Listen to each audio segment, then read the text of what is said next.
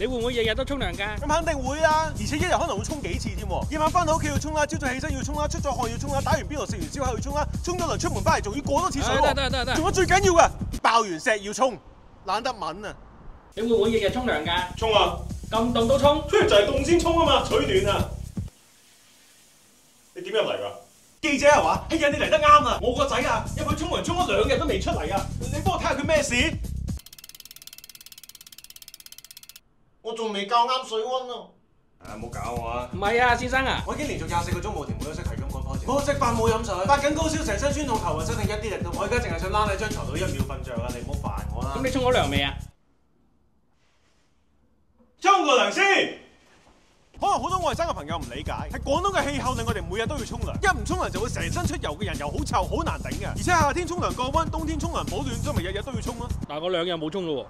哦，冇咩嘅，喂，你唔好埋啊！你唔好埋啊！